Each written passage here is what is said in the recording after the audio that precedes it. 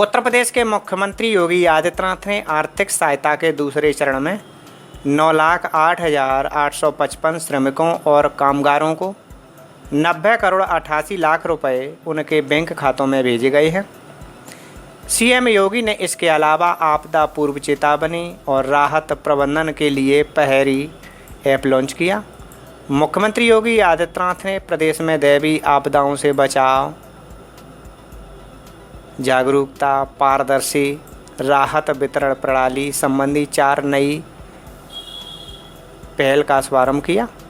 साथ ही 9 लाख से अधिक श्रमिकों के बैंक खातों में डीबीटी के जरिए 1,000 रुपये की आर्थिक सहायता भेजी है। इसी तरह मुख्यमंत्री ने लॉकडाउन के दौरान दूसरे राज्यों से घर लौटे प्रवासी श्रमिकों को 1,000 रुपये देने का ऐलान किया था। पहले चरण में 10 लाख से अधिक श्रमिकों को भुगतान किया जा चुका है। सीएम योगी ने आपदा प्रहरी ऐप भी लॉन्च किया। किसी तरह की आपदा घटित होने पर आम नागरिक इस ऐप पर सूचना दर्ज करा सकता है। प्रत्येक सूचना की तहसील द्वारा जांच कराई जाएगी। आपदा की पुष्टि के बाद प्रभावित लोगों को मानक के अनुसार सहायता उपलब्ध कराई जाएगी। बड़ी मात्रा में जो प्रवासी कामगार और श्रमिक आए हैं, वे लोग किसी न किसी विकास की योजना के साथ जुड़ करके अपने गांव को और अपने जनपद को विकास की प्रक्रिया के साथ जोड़ रहे हैं। आज की इस प्रवासी श्रमिकों को दूसरे चरण में लगभग 10 लाख प्रवासी श्रमिकों को जो दी जाने वाली राशि आर्थिक सहायता के अंतरण तथा आपदा पूर्व चेतावनी व राहत प्रबंधन हेतु वेब बेस्ड एप्लीकेशंस के लोकार्पण कार्यक्रम में उपस्थित प्रदेश के एसडीएमए के उपाध्यक्ष जनरल आरपी शाही जी, प्रदेश के मुख्य सचिव श्री आर के तिवारी जी, अपर मुख्य सचिव राजस्व, वित्त और कृषि एसबीआई के सीजीएम श्री अजय खन्ना जी और सभी अन्य हमारे अधिकारीगण, प्रदेश के विभिन्न जनपदों में उपस्थित सभी प्रशासनिक अधिकारीगण और उपस्थित प्रवासी कामगार भाइयों बहनों, दुनिया के सबसे बड़े इस सदी के आपदा कोरोना से वर्तमान में देश भी और दुनिया भी जूझ रही है और आपदा के संकट में बिना धैर्य खोए हुए इस संकट का सामना करने के लिए जिस प्रकार के जज्बे का प्रदर्शन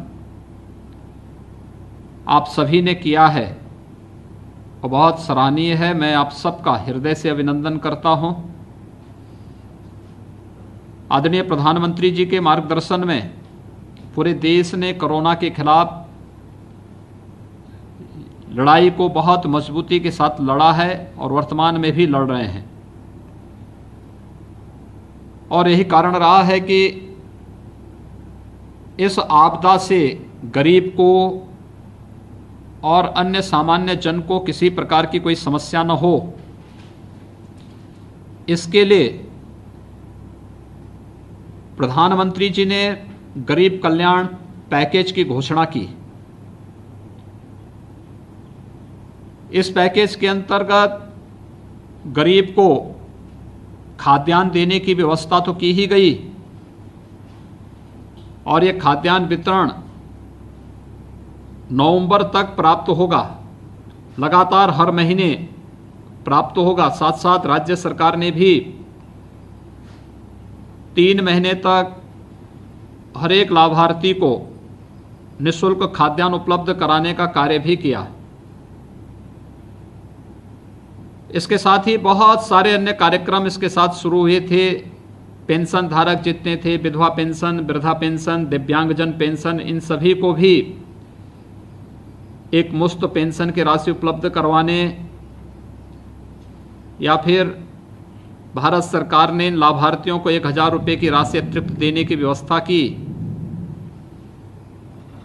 इसके साथ ही किसानों के लिए भी प्रधानमंत्री किसान सम्मान निधि में 2,000 रुपये की राशि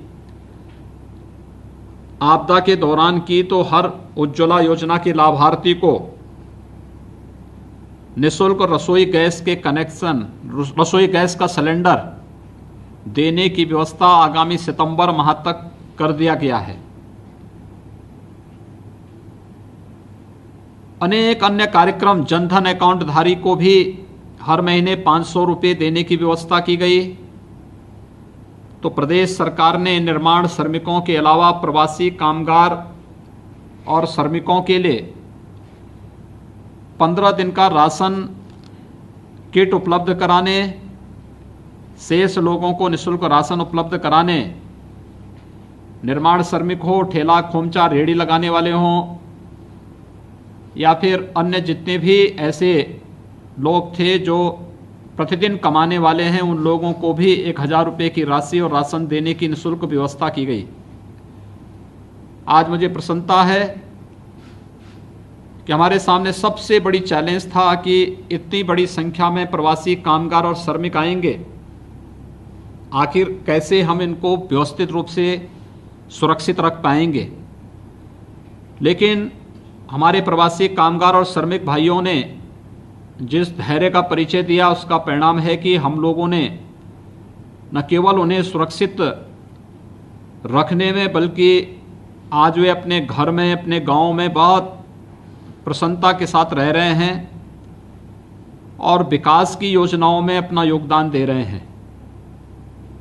कोई विद्यालय के सुंदरीकरण में, कोई किसी नदी की पुनर्जीवन करने में, और किसी का योगदान गांव के तालाब को पुनर्जीवित करते जल संरक्षण के लिए बहुत बेहतरीन कार्य करने का बन रहा है। यानी बहुत अच्छे ढंग से इन कार्यक्रमों को आगे बढ़ाने के लिए हमारे प्रवासी कामगार और श्रमिक बंधुओं ने बहुत बड़ा योगदान दिया है। काफ़ी लोगों को समायोजन किया गया है उद्योगों में। 50 लाख से अधिक लोग इस समय उद्योगों में काम कर रहे हैं। कृषि वन विभाग के द्वारा वृक्षारोपण के कार्यक्रम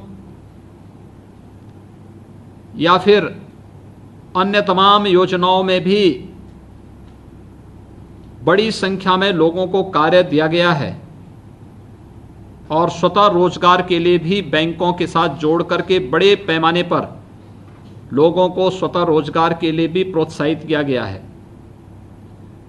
मुझे प्रसन्नता है कि राजस्व विभाग ने स्किल मैपिंग के माध्यम से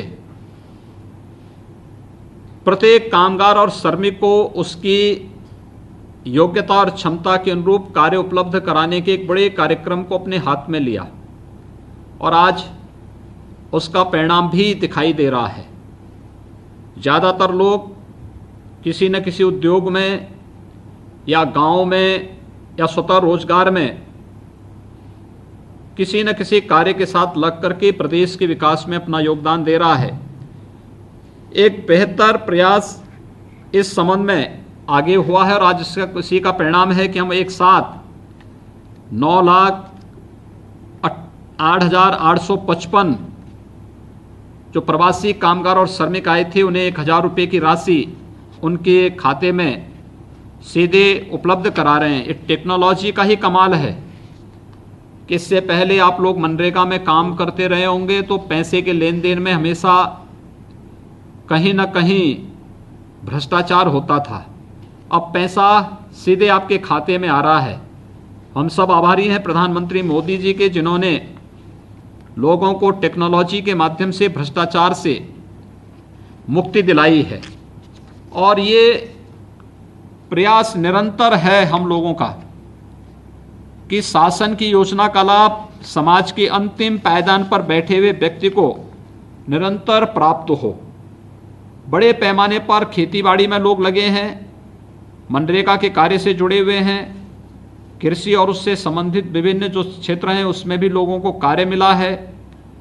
पशुपालन विभाग के गौ आश्रय स्थलों पर कार्य मिला है, निर्माण क्षेत्र में कार्य मिला है और बड़े पैमाने पर हम लोगों ने स्ट्रीट वेंडर्स में जितने भी ठेला है, खोमचा है, रेडी है या फिर अन्य जो कार्य करने वाले लोग हैं उनको भी वहाँ पर कार्य देने का कार्य, और अभी एक बड़ा कार्यक्रम उससे संबंधित हम लोग करने जा रहे हैं। वास्तव में मेहनत का कोई विकल्प नहीं हो सकता है, और आप सब ने इस बात को साबित किया है कि आप लोगों ने अपने परिश्रम से, पहले अन्य जगह काम करते थे, आज अपने स्वयं के प्रदेश में, अपने गांव में और अपने जनपद में आकर के विकास की इस प्रक्रिया के साथ आप जुड़ रहे हैं। इसके साथ ही हम लोग इस बात को कह सकते हैं कि हम लोगों ने प्रदेश के सभी कामगार और श्रमिकों को वापस आने पर न केवल राशन किट उपलब्ध कराया बल्कि उनके खाते में 1000 रुपये की राशि भी उपलब्ध कराई। यानी ये मिलाकर के अब तक हम लोग लगभग 52 लाख से अधिक लोगों को 1000 रुपये की राशि उपलब्ध करवा चुके हैं। साथ ही 19 लाख लोग ऐसे हैं जिनको दूसरी बार हम लोगों ने ये राशि उपलब्ध करवाई है। एक बड़ी संख्या में लोगों को राहत देने का कार्य, ये इसलिए कि जिससे हम आपदा से लड़ सकें। लेकिन मेरा आप सबसे अपील होगा कि कोरोना का संकट अभी टला नहीं है। अब लॉकडाउन समाप्त भले ही हो गया है, लेकिन लॉकडाउन के बाद की कार्रवाई सावधानी के साथ बचाव करते हुए अपने सामान्य कामकाज को आगे बढ़ाना। जागरूकता बहुत महत्वपूर्ण है। मास्क लगाना, 2 गज की दूरी का पालन करना, साफ सफाई पे ध्यान देना, कहीं गंदगी न हो इसके बारे में निरंतर लोगों को प्रेरित और प्रोत्साहित करना, ये सारे कार्य एक साथ आगे बढ़ाने का कार्य करना होगा। और ये कार्य निरंतर चल रहा है। मुझे बहुत प्रसन्नता है कि ज़्यादातर लोग इसका पालन कर रहे हैं। जो सावधानी रखेगा वो बचेगा, जो असावधानी रखेगा वो कोरोना की चपेट में आ सकता है। इसलिए लोगों को जागरूक जरूर करें। हर समय बचाव ही इस समय एकमात्र उपचार है। जब तक दुनिया में दवा नहीं आ जाती, जब तक उसका वैक्सीन नहीं आ जाता, तब तक हमें बचाव करना पड़ेगा। और इसके लिए हर एक व्यक्ति का दायित्व बनता है कि इस वैश्विक महामारी से बचाव करने के लिए हम लोगों को प्रेरित करें। आज जब हम कोरोना के खिलाफ लड़ाई के इस योगदान में आगे बढ़ रहे हैं, मुझे प्रसन्नता है कि उत्तर प्रदेश में राजस्व विभाग और आपदा नियंत्रण प्राधिकरण के द्वारा प्रदेश में एक इंटीग्रेटेड अर्ली वार्निंग सिस्टम को भी आज यहाँ पर लॉन्च किया गया है। हम अक्सर देखते थे कि जब भी बरसात होती थी तो बरसात के समय बादल गरज के साथ, बिजली चमकने के साथ जब बरसात होती थी तो कहीं ना कहीं आकाशीय बिजली गिरने से बहुत बड़ी मात्रा में मौतें होती थी, बड़ी मात्रा में मौतें होती थी। और मुझे प्रसन्नता है कि आज 4 लाख लोग ऐसे तैयार कर दिए गए हैं प्रदेश में, जिन लोगों को 2 घंटे 3 घंटे पहले, 12 घंटे पहले, 6 घंटे पहले ये SMS या फिर वार्निंग उनके पास अलर्ट आ जाएगा कि फलाने क्षेत्र जगह पर लोग खुले में न रहें। एक अच्छा प्रयास है। टेक्नोलॉजी का उपयोग करके हम लोग लोगों को बड़ी मात्रा में जनधन की हानि रोक सकते हैं और इसके माध्यम से अधिक लोगों को न केवल जागरूक कर सकते हैं बल्कि आकाशीय बिजली से, आपने देखा होगा एक दिन एक प्रदेश में 85 लोगों की मौत हुई। हमारे स्वयं के प्रदेश में उसी दिन 35 लोगों की मौत हुई। ये जानें बचाई जा सकती है और इसके माध्यम से लोगों के जीवन में खुशहाली लाई जा सकती है। लेकिन कहीं ना कहीं कोई, यानी हम लोगों ने टेक्नोलॉजी का उपयोग नहीं किया और उसकी कीमत हमें किस रूप में चुकानी पड़ी कि मौजूदा समय में टेक्नोलॉजी है लेकिन हम लोग उसका उपयोग नहीं कर पा रहे थे। और मैं धन्यवाद दूंगा राजस्व विभाग को, SDMA को, राहत आयुक्त कार्यालय को, कि लोगों ने वह टेक्नोलॉजी को अपनाया और अब समय पे लोगों को अलर्ट किया जा सकता है कि फलानी जगह आकाशीय बिजली गिर सकती है, इससे सावधान रहने की आवश्यकता है। तो एक ये महत्वपूर्ण कार्य आज यहाँ पर प्रारंभ हुआ है। साथ साथ आपदा प्रहरी ऐप भी आज लॉन्च किया गया है, यानी बहुत महत्वपूर्ण है ये। हम लोगों ने टेक्नोलॉजी का उपयोग किस रूप में होता है, राहत आयुक्त कार्यालय के माध्यम से हम लोगों ने कोरोना कालखंड में इस बात को देखा, खासतौर पर तब जब हम लोगों ने इस चीज़ को देखा कि जब हमें कम्युनिटी किचन चलाने थे। सामान्य रूप से कम्युनिटी किचन में लोगों की शिकायतें होती हैं कि भोजन नहीं मिला, कम पैकेट दिए गए, लेकिन ज़्यादा दिखा दिया गया। लेकिन टेक्नोलॉजी के माध्यम से एक एक कम्युनिटी किचन को हम लोगों ने कैमरे में कैद कर दिया और वहाँ से एक एक की जानकारी लेकर के लखनऊ में बैठे बैठे प्रदेश के प्रत्येक कम्युनिटी किचन को निरीक्षण करते थे।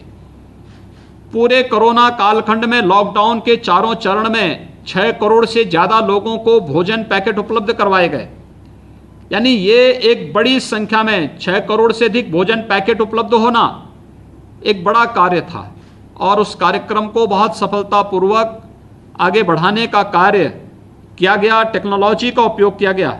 और आज इस आपदा प्रहरी के माध्यम से भी हम लोग या आम नागरिक भी शासन को जानकारी दे सकता है कि फोटोग्राफ भेज करके, और ऐप पर इसके माध्यम से शासन को जानकारी दे सकता है कि फलानी जगह में ये आपदा आई है या कहीं पर कोई राहत कार्य प्रारंभ होने हैं, तो उसकी जानकारी भी एक जगह बैठ करके हम यहाँ से देख सकते हैं। एक बड़ा कार्य इसके माध्यम से आज यहाँ पर हुआ है और मुझे विश्वास है कि हम टेक्नोलॉजी के माध्यम से, क्योंकि उत्तर प्रदेश अभी हम कोरोना से जूझ रहे हैं, हमारे कुछ क्षेत्रों में बाढ़ के खतरे भी दिखाई दे रहे हैं। 38 जिले उत्तर प्रदेश के ऐसे हैं जहां बाढ़ का खतरा हमेशा बना रहता है, या फिर प्रकृति है, आपदाएं आती हैं, लेकिन आपदा से जूझने के लिए अगर हम लोग तकनीक का उपयोग करते हैं तो बेहतरीन तरीके से हम इन चीज़ों को मुकाबला कर सकते हैं और व्यापक पैमाने पर जनधन की हानि को रोक सकते हैं। और मुझे प्रसन्नता है कि तकनीक के माध्यम से आपदा राहत के लिए बेहतरीन प्रयास आज यहाँ पर इस रूप में देखने को मिला है। मैं इसके लिए SDMA के उपाध्यक्ष जनरल RP शाही जी को, अपर मुख्य सचिव राजस्व श्रीमती रेणुका कुमार जी को, राजस्व विभाग में राहत आयुक्त और अन्य उनकी पूरी टीम को भी हृदय से धन्यवाद देता हूँ कि इन्होंने न केवल पूरे कोरोना कालखंड में लॉकडाउन के दौरान बेहतरीन तरीके से न केवल तकनीक का उपयोग करते हुए बल्कि एक संवेदनशीलता के माध्यम से शासन की कल्याणकारी योजनाओं को गरीबों तक पहुंचाने का कार्य किया ही, वह निरंतर आगे भी चल रहा है। और आने वाले समय में चाहे वह आकाशीय बिजली हो, चाहे वह बाढ़ हो या किसी भी प्रकार की आपदा हो, हमारे पास उस प्रकार का सिस्टम होगा कि हम उससे बचाव करने और व्यापक पैमाने पर जनधन की हानि को रोकने में सहायक होंगे। आज मैं एक बार फिर से इन 2 महत्वपूर्ण योजनाओं को प्रदेश को समर्पित करते हुए मुझे प्रसन्नता और गौरव की अनुभूति है। साथ साथ प्रवासी कामगार और श्रमिकों को बड़े पैमाने पर जो प्रदेश में आए थे, उन्हें आज यहाँ पर इस राहत कार्यक्रम के तहत 1000 रुपये की राशि उनके अकाउंट में जा रही है। एक राशि है, शासन की तरफ से एक आपको आगे बढ़ने के लिए प्रेरित करने का एक प्रयास है। और मुझे विश्वास है कि आप सबका पुरुषार्थ, आप सबका परिश्रम प्रदेश के विकास को समृद्धि की ओर अग्रसर करेगा। आप सबके प्रति मेरी शुभकामनाएं।